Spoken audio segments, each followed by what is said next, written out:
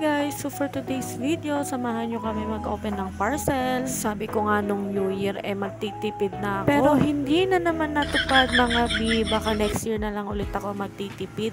At ito nga ang mga pinamili ko, mga bi, para sa bahay at para sa tindahan. Mga kung anong anik-anik na pang design para sa bahay at tindahan. So simulan na natin dito sa bulaklak na to. At bukod nga doon sa bulaklak, ay bumili rin ako nitong fairy light. Napakamura lang nito sa Lazada mga bi. 8 pesos lang yung isa at 1 meter na ang haba niya. Sa ngayon ay hindi ko nga muna alam kung saan ko ilalagay to, pero napakaganda niya lang kasi talagang tingnan kapag bukas na. Pag sa labas nyo nga pala to binili mga bi, ay nagkakahalagang 40 pesos hanggang 50 pesos ang isa, pero sa Lazada guys 8 pesos lang. At ito nga ay bubuksan ko para makita nyo kung gaano siya ka-aesthetic tingnan. Di battery nga pala ito mga bi, at napakaliwanag niya talaga mga bi. At may dalawang klase nga siyang pwede nyong gawin mga bi, isang nagbiblink at isang ganyang steady lang mga bi. Super sulit nga talaga ang 8 pesos nyo dito mga bi. Perfect i-display to mga bi para sa mga katulad naming may aesthetic na kwarto, pero sa ngayon hindi ko pa rin talaga maisip kung saan ko siya ilalagay mga bi. Pero talaga ang naiisip kong idea ay ilalagay ko siya sa mga halaman na binili. Speaking of halaman, ito na, buksan na natin yung aking biniling halaman. Medyo may pagkamahal nga ito mga bi kasi 3 piraso lang nito ay nakakahalagang 143 pesos kasama na shipping fee. Bali 3 meters nga lang to mga bi. Pero kahit 3 meters lang siya ay medyo mahaba na rin, kaya hinati ko na lang siya sa gitna. Kaya ang 3 piraso ay naging 6 na piraso pa. Ngayon nga isusubukan ko muna siya sa may gilid ng bintana namin kung maganda ba tignan. Medyo ang hirap nga niyang paghiwa-hiwalayin mga bi. Kaya naman dapat maingat ka sa paghihiwalay-hiwalay nito, baka masira pa mga bi. Kidding aside mga bi, mahirap talaga siyang paghiwa-hiwalayin, kaya naman dapat mag-ingat lang sa paghihiwalay at baka masayang ang 143 pesos. So ngayon nga muna susubukan ko muna siya sa gilid ng bintana kung maganda ba siya tignan dyan.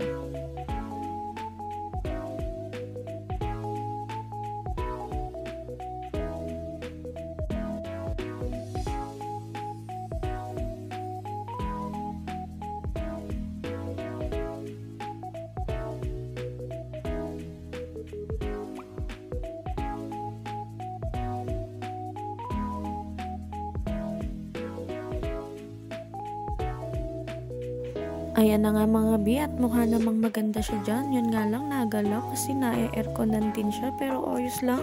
Pero after 2 hours nga ay inilipat ko rin siya dito mismo sa may sabitan ng kurtina dahil mas maganda siya tignan dun. So sa mga panahon na nga yan mga bi ay hindi na namin alam kung anong isusunod naming i-unbox, pero last 2 parcel na lang naman ito mga bi. So napag-desisyon na namin na itong parcel na to ang ibubuksan namin.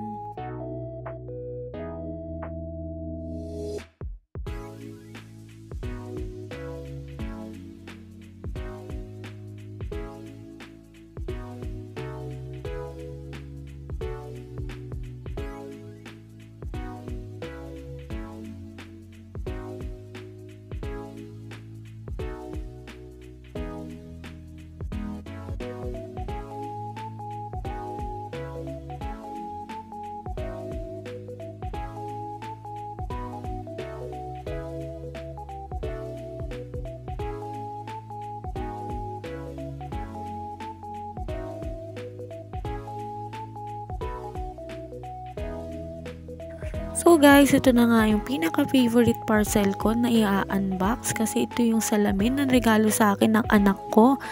Napakagandang salamin nga nito mga bi dahil may ilaw siya. At mapapakis talaga ako sa bunsoy ko dahil bunsoy ko pa lang yan nagre-regalo na sa akin. So napaka-thankful. Yan nga yung ilaw niya mga bi, napakaganda. So napapalitan ng mga kulay niya, may white, may yellow at may warm white.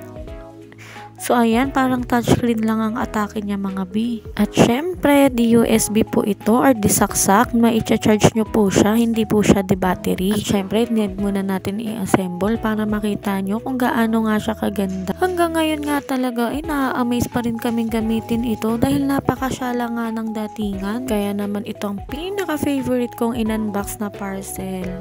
Ang presyo nga pala nito is 153 pesos lang.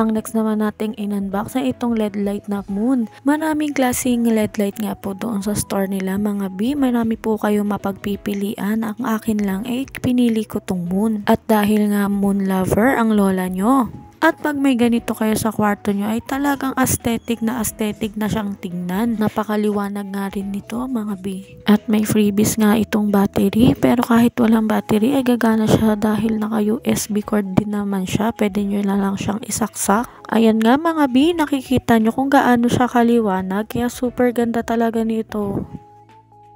So, ayan nga ang ating mga na-check out ngayong week. So, next week uli mga B. Bye!